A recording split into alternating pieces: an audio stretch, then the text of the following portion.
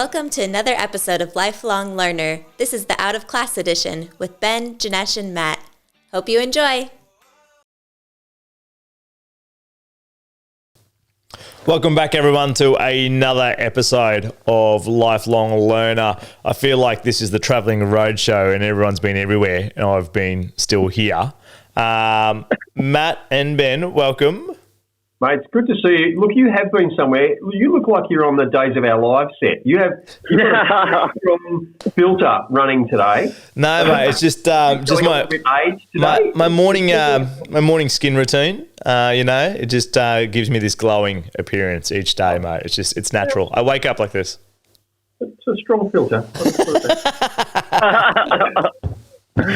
show lights on. There we go. There you go. Matty, where are you, mate? What's in your background? Mate, can I? I can. Oh, yeah, go on. One more time, eh? Yeah. Let's give it a go. I'm in Lombok, finally. Lombok's a little island off the coast of Bali, about half an hour flight, or if you're Ryan, a 2-hour fast boat. And so let's flip it around for you. This is the office this morning. Right. There's the view. So that's all of Kuta. Oh, hang on. We're just perched on this little hill. Hang on. Lombok? Is Kuta a different spot? Yeah. No, Kuta, Lombok, it has similar to Bali, just means beach. So it's exactly the same. They have Kuta, Lombok is very similar to Kuta, Bali. Wow. That's the view. Terrible. It's terrible. Mate, that's shocking. It's horrible, isn't it? Look at all those clouds in the background. Oh, awful. Yeah. It's getting better as the sun is coming up. Boys, there's room for you in the pool. We could do some morning aerobics, water aerobics. Mate. When he's coming. Podcast makes us some money somewhere, and so then we could do a tax deductible road trip podcast. Oh, we should. We really should. We could do a business trip. The podcast business special. Oh, we can still make it deductible, but nothing's making us money at the moment. So we can still make it deductible. But just coming out of our own pocket. Can we do some product placement? What beer company can we promote? Is there any coffee we can promote? Bintang. How do we do? Bintang beer. Bintang, right? Bintang. Yeah. Mate, could you speak to the Bintang people while you're over there? Get us a deal. I'll have a chat to them. Okay. I'll say, look, we're global. We're international. We're all over. Mm-hmm. They haven't actually busted into the Australian market, have they? Do they sell Bintang there? I don't think so. No. Opportunity. We're onto something. Opportunity. Hey, I've got this great idea about crypto. You absolutely. Is that like a... You jerk. I feel like you're setting something up here. Crypto is like a decentralized currency. Why are you laughing, Janesh? What's going on? It's a bit of an inside one, and I think the podcast would definitely not go to air if I shared what I was about to share. we were talking about ideas on Monday over breakfast, over what is potentially possible in the crypto world. You might be able to go to air soon if I work out if it's possible or not. But we definitely go to air. Yeah. If it happens. Oh, for sure. For sure. Stay tuned. Yeah. That's a teaser. Hey, Matty, it's so good to see you in Lombok. I just feel a sense of the world is a better place. Oh, man. Yeah. The fact that you can be there, I feel the world's a better place. I feel like this morning I woke up to the news that Dan Andrews has removed mask wearing for kids in primary school when they come back from school holidays because of the surprising research that children are having developmental issues, psychological issues because they're wearing masks at school. So, got a question. How do they not fucking foresee that? Like, they go, kids wearing masks in school is fucking stupid. But also the whole for the teachers as well to try and manage a classroom with kids wearing masks on. Like, how do they not think that was not going to happen? Mm. And the responsibility that puts on teachers, if the kid's not wearing the mask and, there is what we call a breakthrough infection, because the kids, of course, are all quadruple vaxxed, that there would be a breakthrough infection in those kids and the kid wasn't wearing a mask, well, then what's the responsibility of the teacher around that? And, I mean, it's just crazy. It's just crazy. And I'll be interested, Janesh, to see, is there a shift in the kids you see in the summit over the next year or two as the kids start coming through? Do you see a difference in their behaviour? There already has been. There's been, interesting enough, where kids have come to camp and they haven't gone to school yet. They'd rather go to camp, but they don't want to go to school. Like, this whole isolation has changed their behaviour, right? From last year, a lot of the homeschooling, a lot of kids that have either changed school or gone into high school this year, so going into year 7. Some of them are like, oh, nope, I don't want to go. I'll do home learning. But funny enough, they will come to camp where they can feel, I don't know why, you can speculate why I would say potentially they can feel like they can be themselves. They can go outside. They can actually be a kid again. And without, like, you're outside, you don't wear masks. It's actually getting outside, getting dirty, playing a little bit more after, again, the couple of years that everyone's had. Definitely different. Definitely speaking to teachers, they're noticing different levels of maturity of students coming through in terms of their social behaviours and social awkwardness, and all ages. Like, so not just primary school but high school as well. The 2 years impacting their social awareness, and they're like, hey, look, these guys won't listen because they're used to just clicking mute on their screen and doing whatever they want, and they're just harder to manage sometimes, or vice versa, where it's crickets and they don't really want to talk. Ash, one of Janesh's coaches, Ash, was saying to me that she's noticed, she said different breed was her word. She said, like, the team are so well drilled on, social skills and communication skills and strategies to help break down those barriers. And she was saying next level desperation for certainty. Next level. So 45 questions before they've even left the room where we do the welcome. 45 questions, and what and where do we and where do I get this, and what time will this be, and after that activity, just desperation. Desperate plea for certainty, to the point where they can't connect unless they know that this, the next 7 steps. Zero resilience around the unknown, which, it makes sense. Yeah. When you're constantly bombarded with numbers, what you should do, the 5 rules, they've been programmed and conditioned to be fearful of every second unless they have the answer. And it's hard enough to educate as it is without having to deal with some of those, the 1,000 crappy things that get in the way of actual education. The fear, this is before COVID, and now it just seems from a conversation with her that's been exacerbated to an extreme level. Extreme level. Interesting. Terrible. I was running the other morning, and it was it's like 8:30 in the morning. I was running down this trail that runs along the roll. There's nobody around except for this one young guy walking towards me, and he must have been 18, 19, 20. Black hoodie on, and a black face mask on, in the middle of nowhere.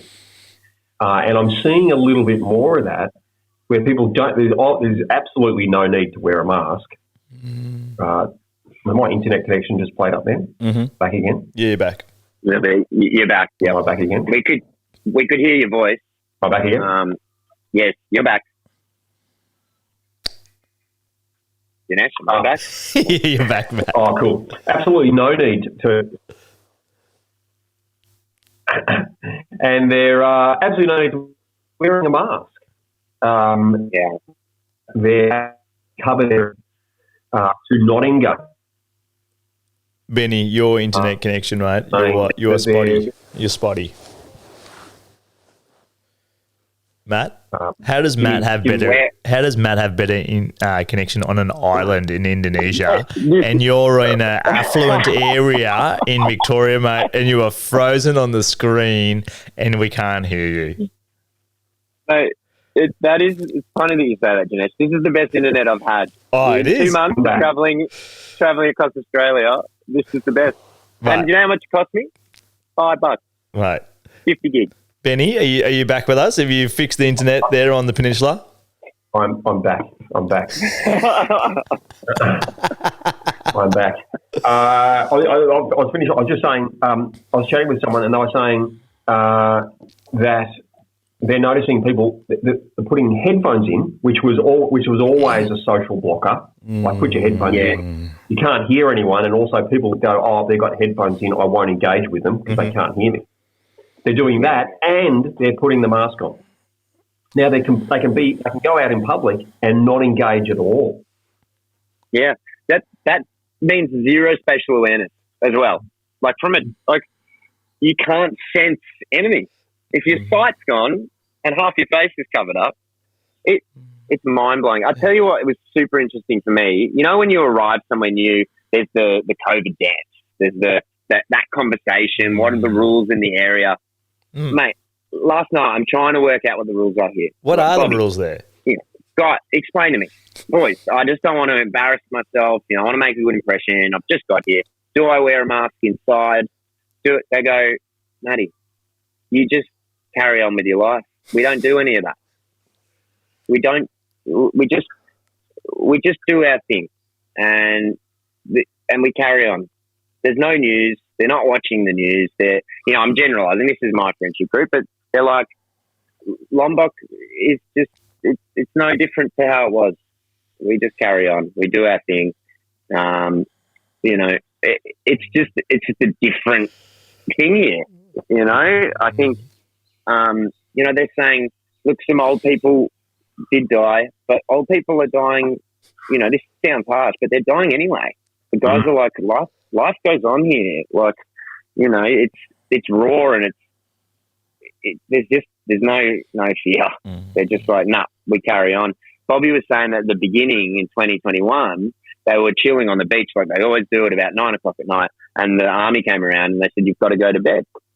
Curfew. Go to bed. And the guys were still sitting on the beach went, what?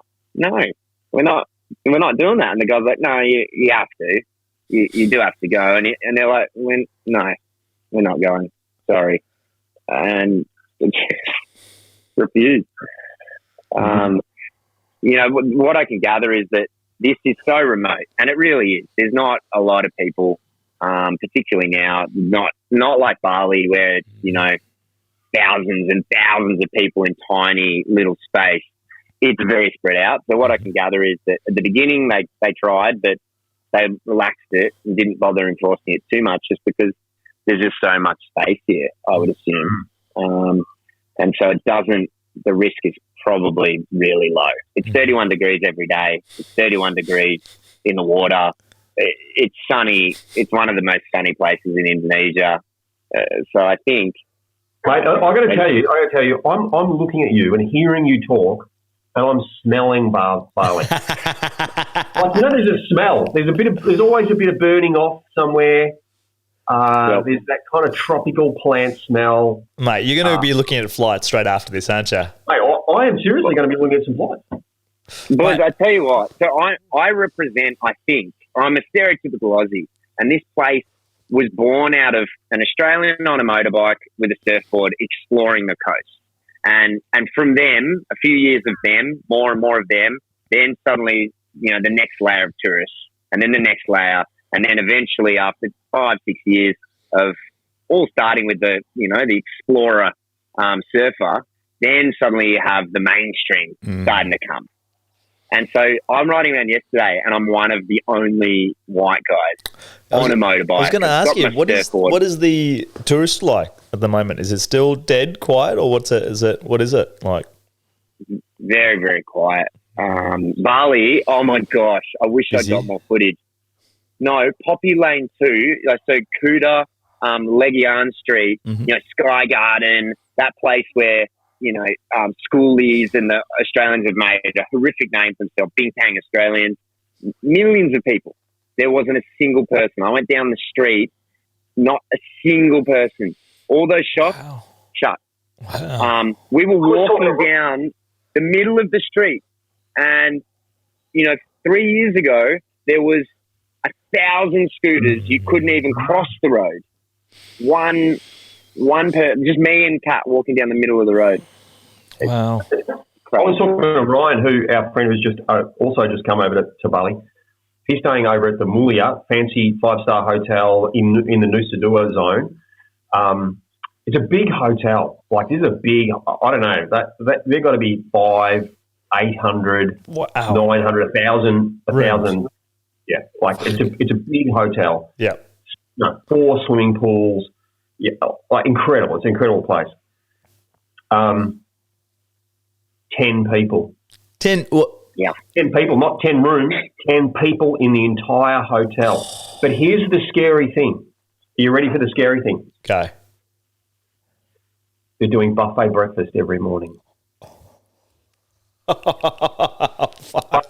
Like the big, like, and this is a fancy hotel. Now, to be fair, Ryan said that, two of the stations are closed, but are full laid out. Can you imagine, like, those big pots full of bacon and hash browns? It's cheaper to still go order what you want. Just go, hey, look, order what you want, and we'll make it up. That's crazy. They've got, Ryan was saying he was the only person in the pool swimming up to the pool bar. five barmen at the pool bar to serve him, and he's the only person. He's looking around.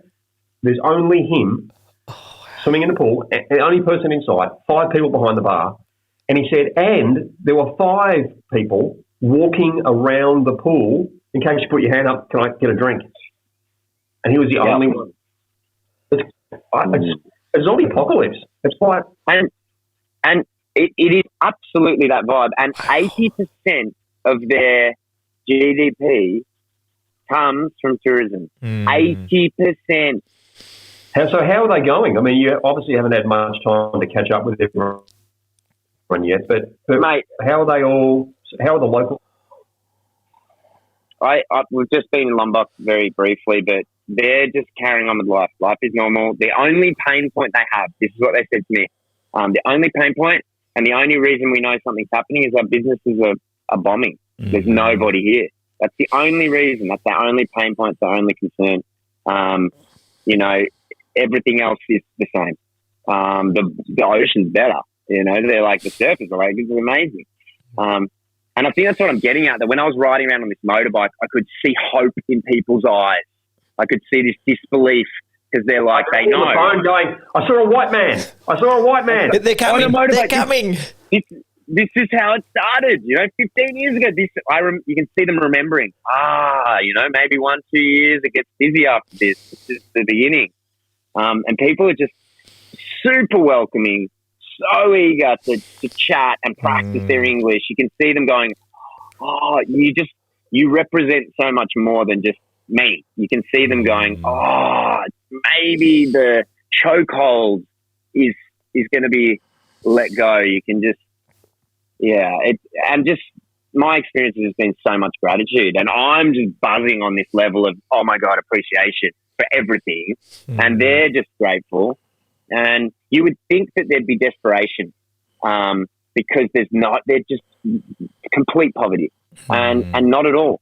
They're so much more eager to chat to you, and the currency is understanding what's happening in Australia. When's everyone going to come? We miss you. Just beautiful energy. And I feel a sense of, because they've got strong community, Matty. So strong sense of community. So your shop can be closed, but there's enough rice and a bit of fishing, and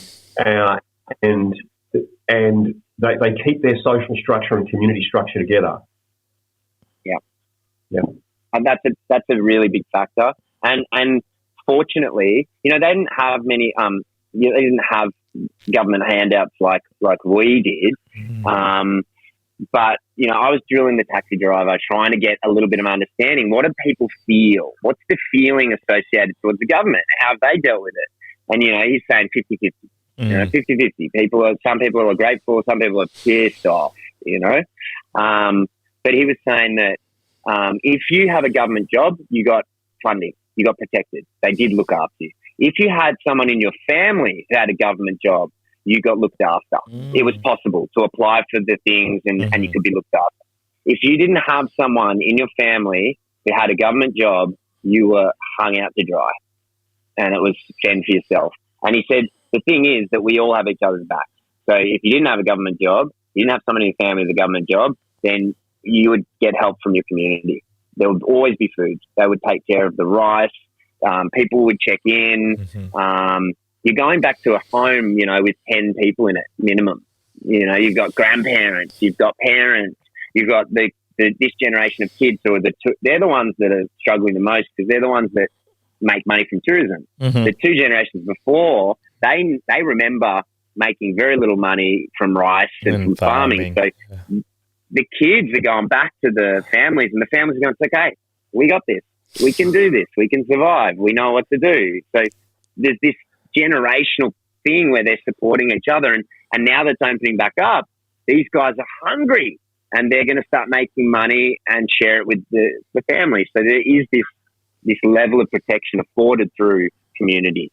But, yeah, it did, as you said, I think that's the defining factor, that they come together during something like this. And even when there's rules that they can't, they live in houses with 10 of them. So a lockdown is with, 10, 12 people. So very curious. Great to see you there. Really, really good. Really good. Hey, what about you, Janesh? What's been happening in your world? In my world, I think, mate, the funny thing is when you go to let go of something, right? It's fascinating. It's liberating, but it's also it just comes back to you, which is really interesting. What did you let go of? So put out a couple of quotes for a couple of coaching things, right? And then thought when you thought you had it, and then you're like, oh no, and then I was like, fuck, all right, it's okay, it's fine. Don't need it. It's all right. And you just kind of accept and you let go of it. Then it comes to you. And then it comes. And that's been like super exciting, actually. I think more exciting because I'm more detached. Because I've already let go of it. I've gone, are you sure? All right, maybe. I don't need it anymore, but sure. All right. Yep. And then it's such more excitement and build up. Because you're not expecting it, it's not a want anymore. It's like, cool. It feels like it's fallen in your lap. I know there's pre-work to not actually be falling in your lap, but it feels like it because you've detached. Like, this is not going to happen. So a couple of those instances in this last week, which has been nice. It's been exciting, actually. That's been good. And mate, since last episode, the Achilles is feeling good. It's feeling so good. We talked about kind of identity in the last episode, and Achilles is feeling good. No pain in the movement, back running, which is nice. So it feels good, and it's a good. This time around Easter, it's flex time for me, where it's not super crazy. It's like things are getting done, but it's like somewhat holiday mode, which is nice. Like that's why the other day we were able to catch up for brekkie. It was great. I was like, you know what? That's good. Let's this Monday's not going to be crazy. But made me also factor go, how do I have that now all the time? Yeah. The letting go, Janesh, I completely relate to that as well. Isn't it interesting how often the planning, the preparation, it's all been done in the lead up, and then when there's that let go of, I've done all I can do. Sometimes there is that rush in of what? It just feels like it happens. That's been my sense here with the prep and the stress and then there's this beautiful where you get to feel it, you embody it, and you're like, wow. It doesn't have to always be hard work. Though it was, you've still done the work, but there's that emotional letting go. Sounds really cool, man. That's exciting that some things are landing in the lap. I have a question around, what's going on in Melbourne? What have I missed? Have there been some more updates? So you said that the masks have been lifted. Are there any other rules that have been...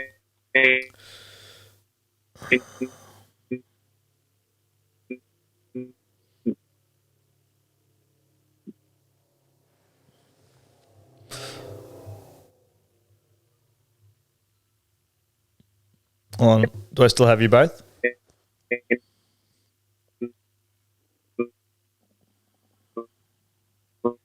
Hold on, Maddie, you're breaking up for me.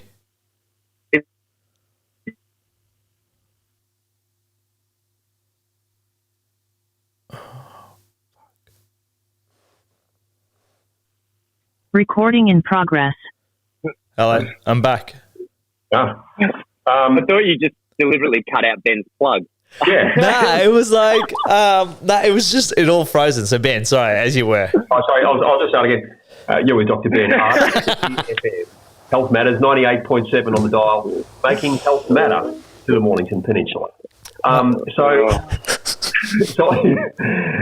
they've got an election right now. We're Mornington Peninsula Radio. We are the radio station. If you want to connect with the Mornington Peninsula from Frankston through to Portsea, it's the electorate of Flinders. Literally, from Frankston through to Portsea is the electorate of Flinders. So is your show turned into political now? A political show now? The election's coming? Yeah. What, sorry? I guess your Health Matters has turned into a bit of a political show. Well, it could. It may not, because we have, I think, 7 candidates here in Flinders. We're Liberal Labor. We've got our good mates, the Liberal Democrats. We've got United Australia Party. We've got Greens. We've got a couple of independents. I've reached out to all of them to say, hey, would you like to come on the show? Why wouldn't you want to be on community radio? I reckon if I was a local candidate, I'd want to be on every week. Yeah. For free, right? To talk to literally the community of Flinders. No one's responded. What do you mean? No one. No one has said, we'd love to come on community radio. So I pushed again because I'd love to have them on to talk about health. And I rang one of them, Despy. I can't think of Despy's second name right now, but her website has got her mobile number. She's an independent, like fully independent. So I rang Despy. She answered the phone. And Wow. Despy's coming in Thursday. Oh, nice. She's the only person That's cool. that has responded. I reached out to a contact that got me into a contact in the Labor Party, the Liberal Party, and they are interested, but they need to check with Liberal HQ to see if they're allowed to talk. Allowed to talk on their... Yeah. That's So fascinating. most of the candidates are being gagged by the party in case they say something silly like Mr. Albanese. But how do you expect to... again, well, this may be a layman question, but how do you expect to get the votes or get the people to know you if you're not going to talk and you're not going to talk on community radio, you're not going to talk somewhat candid? No one's going to know you. And Marketing, Dinesh. Marketing, ads, smear campaigns. It's not real. Win on the ads. Yeah, I guess you can frame an ad, you can pitch an ad how you like, but the local candidates they don't have that spend. So interesting, really interesting. So it'll be interesting to see whether they've only got forwards to get on the show, and it doesn't have to be just my show. They could reach out to the radio and be on all sorts of shows. So the election, that's what's happening at the moment in Melbourne, mate. Well, around Australia, of course. The election is set for, so Mr. Morrison has picked the date, and it is, what date is the election? 4 weeks, 5 weeks. 4 or 5 weeks. 5 weeks. Yeah. We should probably know now because I was political then. Sorry. But I do know unemployment's at 4% and the cash rate is 2%, which our potential other Prime Minister didn't know. And petrol, which our current Prime Minister didn't know, is about $1.95 to $2.10. It's gone down a bit. Okay. It's gone down. It's come down from $2.88. Yes. Yeah, I filled up the other day for $1.97, I think it was. That's pretty good. So, you know what's disturbing? Sorry to cut you off. When people say that's pretty good, because they've been hit with $2.50 for like a month or whatever it is, and then we go, oh, grateful for $1.97, less than $2. Yeah. That's ridiculous. that's vendor conditioning. Yeah. That's vendor. 100%. And then you have what great timing to call an election when you take away the 22% tax and people go, thank you for helping us. It's interesting the games that go on, isn't it? Yeah.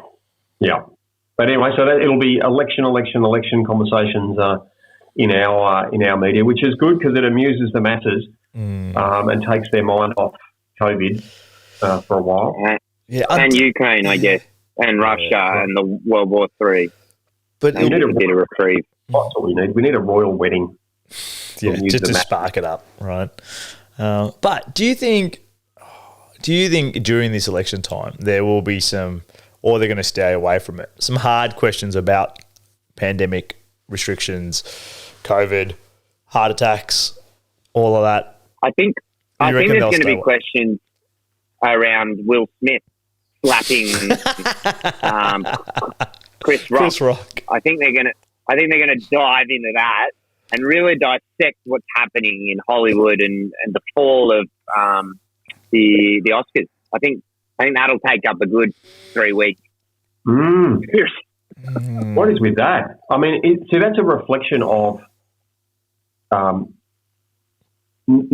people don't want to think about the big things. They don't want to do deep thinking. They want to do superficial thinking.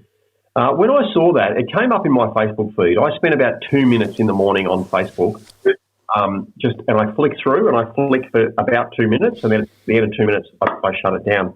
And I was flicking, and there was this Will Smith thing. There was just post after post, and I'm thinking, eventually I went, okay, what is this Will Smith? What is this thing, right? And I went, well, okay, well, it was in good or bad, whatever your opinion is, but it was at the Oscars, and really, who cares?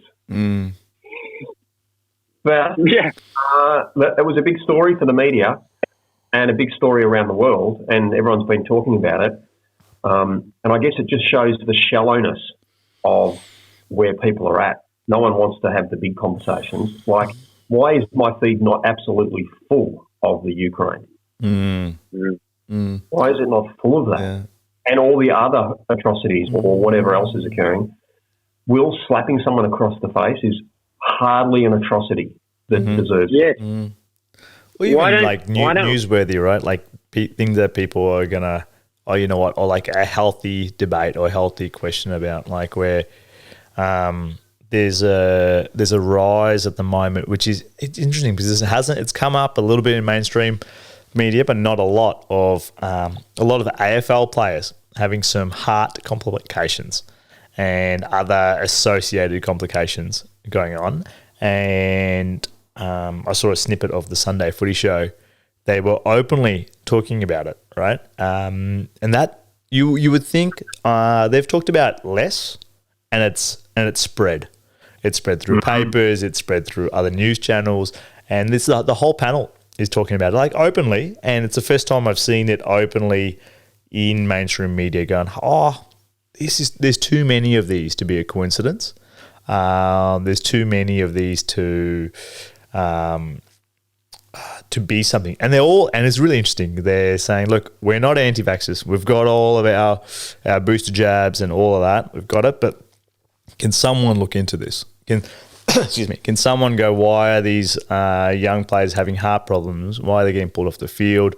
There was another condition, retired player, Matt Lloyd, was talking about. So he had, and he's still recovering from, but he said, look, a lot of the wards in South Australia have a lot of patients in it, but they're not classified as a side effect. And he goes, it might be a side effect, it may not be. He goes, but it's not debated, it's not kind of put in anywhere. And a friend sent me that, and I was like, how did this not get in the paper? And I'm like, but Will Smith is in the paper, but I'm like, how? Like, it's like, and you think that our country is very much sport, and Melbourne is very much sport. It would be plastered over the back pages over Herald Sun on a Monday morning, but nothing, which is fascinating, but again not surprising to a little bit. Benny, you're on mute. Benny, you're on mute. Speaking of woke, I think it would be a bit of fun for us to kind of just mix up this little podcast a little bit. I'd love to just do a little screen share of something and get your opinion on this, and it'll play through the audio. Will play through. If you could give me sharing rights. Yeah, gotcha. Go for it. I think an interesting conversation. This is Chris Kenny from Sky News. His opinion around an episode that occurred literally 1 week ago in Australian Parliament, where a senator asked a question around, please define what a woman is. And he asked that to our head health officer in the country. Listen to this. Apparently.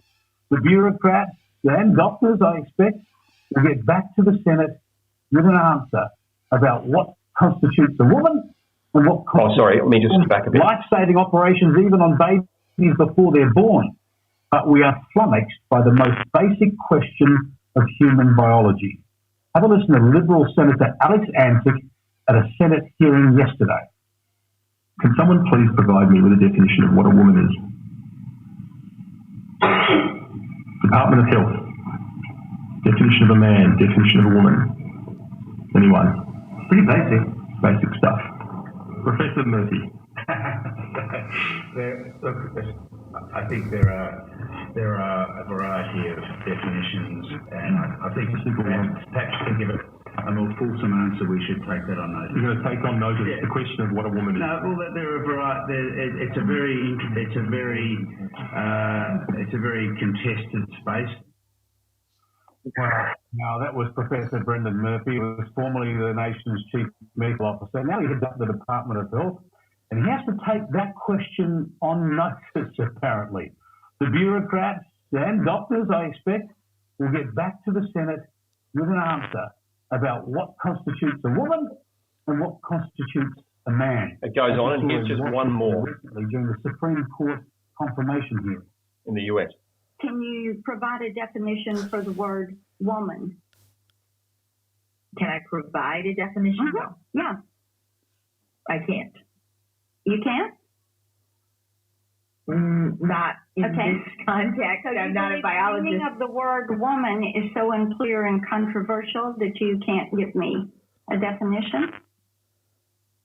She's not a biologist, so she can't answer that question. Hey, this is the absurdity.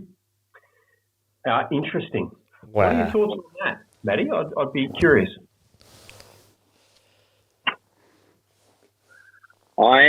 It says a lot without saying a lot, doesn't it?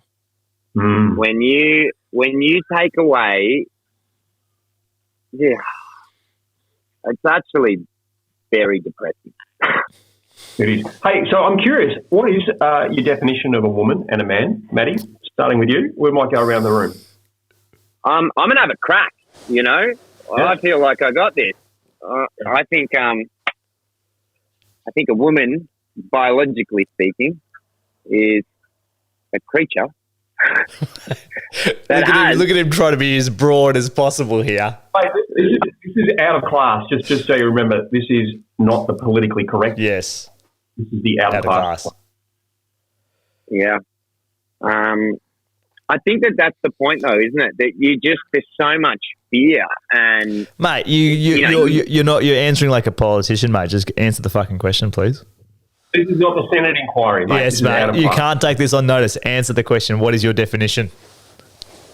I'm going to handball this one to you. No, you're first, mate. I'll go first, you pussies. A woman can give birth if she chooses. There you go. A woman can give birth, and a man has sperm that he can give to the woman to fertilise the egg so that she can give birth. Full stop. That's a man and that's a woman. Now, you can be like a woman if you want. You can think like a woman. You can want to be a woman. You can dress like a woman. But if you can't give birth, you are not a woman. Full stop. And if you can't provide sperm, and sometimes we can't provide sperm as men, but, you understand what I'm saying. If you can't provide sperm, you're not a man. Full stop. Now, you can want to be a man. You can dress like a man. You could look like a man. But unless you have a penis and can donate sperm, you're not a man. It's pretty simple. It's been around for a very long time. In fact, humans been around 200,000 years. And that has not changed. And it's not going to change in the last 3 years because of the woke left. So back to you guys now that you were pussies and I had to come forward. I definitely felt the pressure. Yeah, isn't it interesting? Yeah. That idea of not offending is taking away our ability to communicate and connect. To be honest, to be authentic, to be real, because we're terrified. I felt it, terrified that we're going to offend or do something wrong. The doing something wrong stops us from doing anything at all. It's fucking crazy. Yeah, and the idea that you have to outsource something to someone more qualified to give the answer. He's the chief health officer in Australia. He is the health department secretary. He's pretty much as high as it goes when it comes to health. And this is basic anatomy. It's pretty simple, right? It's like defining what's an arm, what's a head. So Matt's avoided the answer. Yeah. So to you, Janesh? I would say I'm going to give you a round answer. Right. So it is there's two definitions, two ways you can clarify a definition of a woman, right? I think primarily it would come down to an individual and what they identify as, what they want to be identified as. But there's also a biological sense as well, right? As you said, in terms of giving birth and a man being able to produce sperm, right, to impregnate someone else that can give birth, right? So, but my question is then, if someone, for whatever reason, cannot give birth, right, for medical reasons or whatever, does that mean they're not a woman, right? I would say, for me, that would say no, they still are women if they're choosing to identify as one, but biologically, they are probably still a woman, right? Biologically, they may still be a man by kind of chromosome definition, so to speak, but they're identifying as a woman. So I think there's two. There's two in terms of what does an individual identify as, due to a range of factors. I think that comes to an individual level, but also a biological definition of it as well. Which is interesting because the swimmer on the collegiate level that just won a title was the first transgender swimmer, right? That went from is that a man? Is that person born a male, gone through hormone therapy and now identifying as a woman, competing at a national level as a woman, right? So, which is fascinating, for a whole bunch of reasons. But I think, my answer would be what you would identify as. And there's two versions of it. I think what you identify as and what biological as well. Which again are two different things, and I don't think they can. One doesn't necessarily trump the other, but they're both at times in contention with each other, and that's why people at times go, "Hey, look, but your chromosomes say this, but you're identifying this, and this doesn't make sense." I think that's why a lot of kind of public debate kind of makes it just makes it deeper. It's not as a simple answer. But and I think I'm just going to, just on this matter, there is, biologically speaking, between if you have a man who biologically is a man and he identifies as a man, you have a woman who's biologically a woman and identifies as a woman, there's your man and woman, yes? Sure, yeah. Sure. If I compare this man and this woman biologically, they're different, yeah? Like we know men tend to have a bigger heart, bigger lungs, bigger organs in general, bigger muscle mass, bigger, that's just one way of measuring the difference, yeah? They do have bigger organs. That's not contested. You get an average man and an average woman and you compare them, there's consistent differences, yeah? And we agree. If that man and that woman then have, biologically still the same, but identify as a woman and a man, switch their identities, the biology doesn't change. So when you're talking about sport and equity in sport and fair competition, there is a problem. And I think that's where you see a huge amount of, and rightly so, questions that people want answered.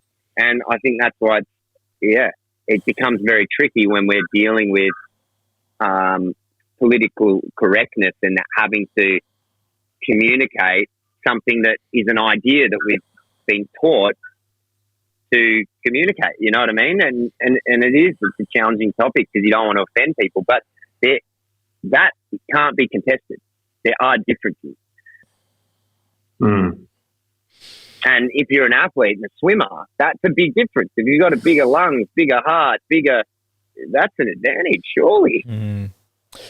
The question is, those that potentially do not identify as either, right? And they want to compete at sport, right?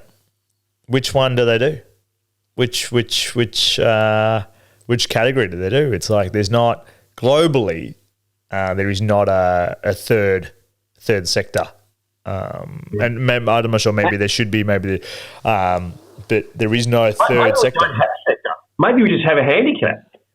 Like everyone competes in the same arena, and you get a handicap based on. Well, not even based on your sex, but based on prior performance. Yeah, like say for example, the stall running event, right? It's a pretty big running event in Stall. They run on the grass track. Was on the movie Breaking Morant, and it's actually running this weekend. It's a handicapped event, right? So you're running the 800 meters, but you might only be running 400 meters or 600 meters, and someone else is running the full 800. But you're running. Do they have male and female? They do. For the kids division, so under 18s, they do, and it's all staggered. So a 10-year-old is going up against a 16-year-old. So male and female. Right? Male and female. Male and How female. How do you work out how much to take off them? Their prior performance, their qualifying times. Okay, and the goal here is to have everyone take the physical differences out, and then it's just mindset. Yep, and that's race. So it's like based on your... And that's what we're measuring. It's who can dig the deepest, and we're trying to mitigate some of the physiological advancements. But then why would you train? Because you train for an edge. But if you're going to take away that edge, then really all we're measuring is who's got the most mental fortitude, who can push the hardest. We're taking away a component of sport because if you train harder than everyone, you get a physiological advantage. and a mindset. So that exists though in so many different other sporting arenas. I think though, can I say, I feel like, and I'm conscious of time, but I feel like we've got off topic a little bit, which is the definition of a man and a woman. And I think for me, and maybe I'm just showing my age, but there is my biological definition of woman, that is you have the potential to give birth. And then there's like a woman. Yeah. It'd be like, I feel like, you know, it'd be like me putting a footy jumper on and some footy boots and kicking around a footy and saying I'm an AFL footy player. I'm not. I'm like an AFL footy player, and I'd like to be able to kick a footy, and you know, but I'm not an AFL footy player. I can identify like I'm like one, and I want to be one, and I feel like one, but I'm not an AFL footy player. So let's create that category. I wonder of I'm like a woman or I'm like a man, but I am not a man. I do not have a penis and I do not have a uterus. How do you feel about that? Or am I just old? Is this a that grew up with men and women that were clearly defined? I feel like it was simpler then, and I'm in the process of making my life as simple as I possibly can, because I know that creates a huge amount of it just affords you a lot of things. The more complicated things become, the harder everything becomes. So, you know, I'm in a position where I can say, yep, that suits me. But I appreciate that that's going to offend a lot of people. And this podcast is going to come up against some angry. I don't know. I again, easy for me to say, but I don't know how someone can get offended, because we're not saying at all less respect. We're not saying at all less privilege. We're not saying at all less status. We're not saying at all that anyone's less than anyone else. We're just stating, like, a biological fact that an arm is not a leg. Mm-hmm. I tell you what, just on that, I had a really curious thought. As we move into this new world, you know how we have specified for many, many years, hundreds of years, male toilets, female toilets. We've always done that. I wonder what will happen if we just put toilet. Well, will there be lines of people? Square. There's a Federation Square have a toilet. I feel like there's going to be lines of people who are confused. Who are like, oh, I don't know whether I should go in there because no one's telling me which toilet it is. No, we have a neutral. We have a neutral toilet. It seems like the simplest approach moving forward. Yeah, doesn't it? Yeah, and it says neutral. It doesn't even say unisex. It says neutral. This is a neutral toilet. If you need to go to the toilet, anyone can use this. So you have to specify that it's neutral. Yeah, because people come and ask.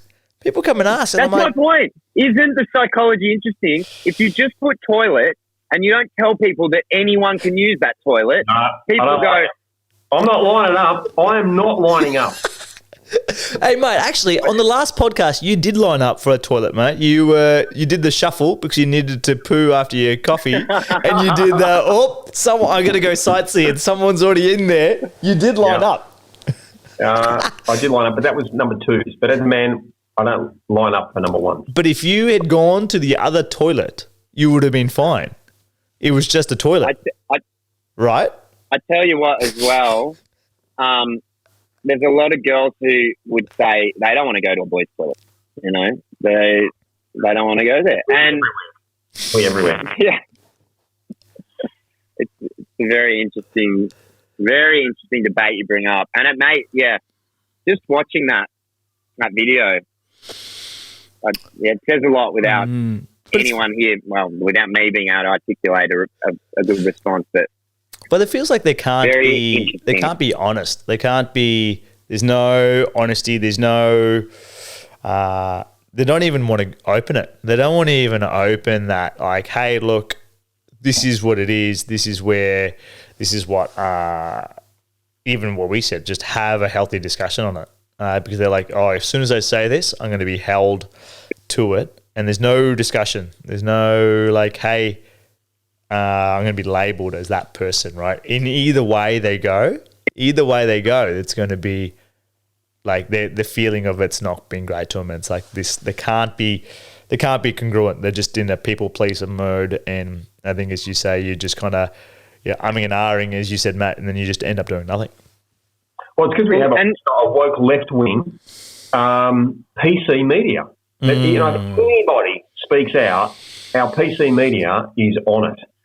First to judge and vilify. And that's what makes spaces like our podcast so awesome. And that's what's making other podcasts really awesome, because we're opening up a space for debate. And we're saying, look, we'll say something that's going to offend someone, and if you can educate us and teach us, then we're happy to adopt that. We're about learning. We're about community, about connection. We don't want to offend and hurt people. We want to bring people together. We want to, and that means saying the wrong thing. And that means...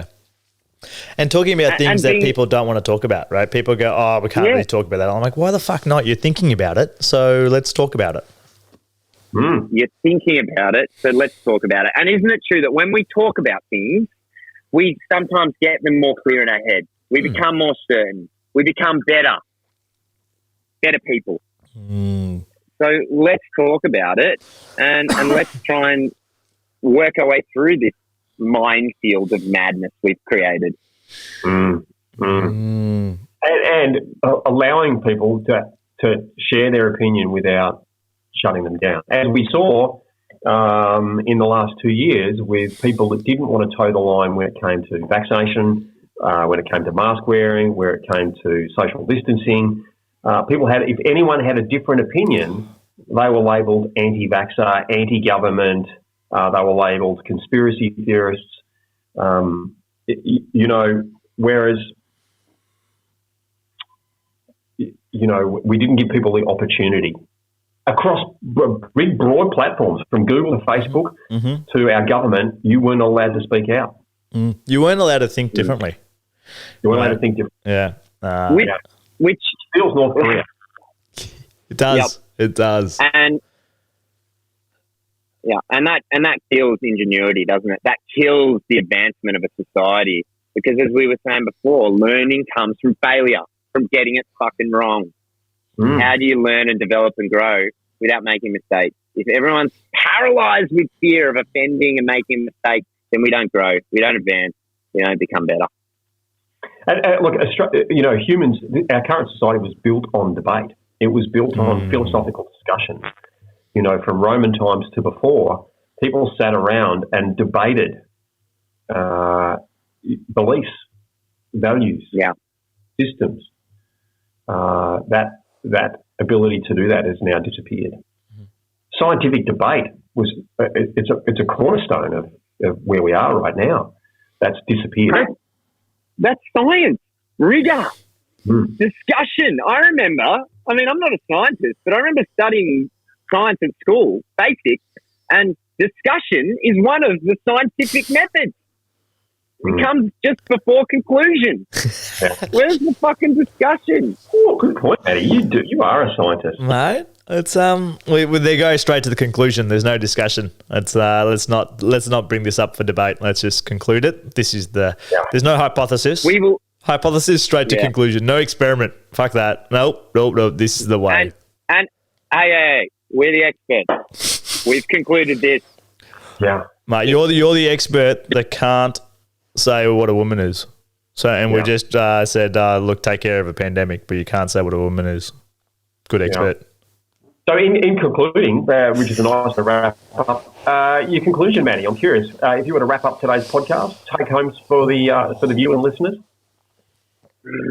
I think that we were getting a bit of flow there at the end, that let's encourage discussion. Let's not be scared to say the wrong thing, because that's how we learn and grow. And I'm totally prepared for people to leave comments and to say, whatever they like, and educate me. Help me become better at being able to communicate, become a more caring, more connected individual. I think that's the big takeaway. And I'm going to be thinking about that today. How can I communicate my truth and share my knowledge and get it wrong? and be allowed the opportunity to say things that might be wrong without being vilified and judged hardcore. That would be my takeaway. And I would encourage, and maybe the answer is to just speak your truth, to have the courage, and maybe if enough of us do that, maybe there'll be a shift. What do you think, Nice, mate. Dinesh? Yeah, I think that don't worry about getting it right in conversation. I think if you don't worry about getting it right, and again, going back to like a not childish but childlike mentality, they don't worry about getting it right. They just have a go, and they have a go in conversation. They say sometimes the most truthful things, but the adults don't want to say, but they've got no filter, and they say it in such a genuine way that no one gets angry at them, right? And you're like, oh fuck, I wish we could articulate things that way, and in a childlike way. I love that. Like so in a childlike way, with love in their heart, don't they? It's That's so There's love naivety, in their heart. yeah, and asking a question or saying something so naive and innocent that I think people hold on to, or if they do got to say something, I think they say it with all these undertones, right? So I think my takeaway is speak. Let's communicate childlike. Don't think childlike, because you're already doing that, but you're not saying it. I think try and to fail forward in conversation. And I would say try it in your close circle, right? Try it with in a safe space that you deem with the close circle. You go, all right, or don't usually talk about this, but give it a shot, and whoever that circle may be. I reckon you would say your close circle, Janesh, because your close circle has flexibility. They're anti-fragile. They are people who do not take stuff personally because they have a sense of self-worth. They have a sense of belonging. They have a sense of certainty. So I would, rather than, I love what you guys said, by the way, which is to speak your truth. I would say my take home for our listeners is to listen openly. Listen without judging, not the person speaking it, but to listen without judging you. Because most times that people bite back, most times that people bark and take offence is they took it personally. They took offence. And that's a choice. So I wonder if our listeners were to choose just to listen openly, to hear what the person's saying. Not necessarily agree, but to seek to understand, as our good friend Stephen Covey, 7 Habits are Highly Effective, he said, first seek to understand, then seek to be understood. So my take home for our listeners is to maybe listen openly, to take an anti-fragile approach, and that is to become stronger and fitter and faster because of someone that may have a different opinion to you, rather than be fragile and bite back. That's it. That's a wrap. Leave it there. By the way, up in the corner there, that's my wife, my daughter, female, my other daughter who's a female. Mate, move your camera up a little bit. We can only see. Son who's a male. So that's me, male, daughter, female, wife, female, son, male, daughter, male. So you're almost qualified to answer that question because you've created both men and women. Correct. I haven't created either, which is maybe I stumbled at the first hurdle. You boys, both parents. Not that you know of or that you're willing to admit. Lads, thanks for listening, everyone. Camping. Enjoy yourself. Manny, I love you in Lombok.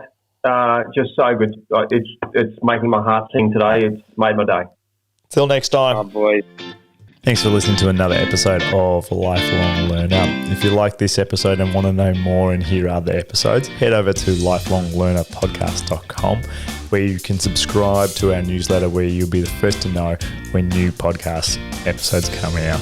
And if you want to say hello, tell us a joke, or ask us a question, send us an email at hello@lifelonglearnerpodcast.com. Thanks again.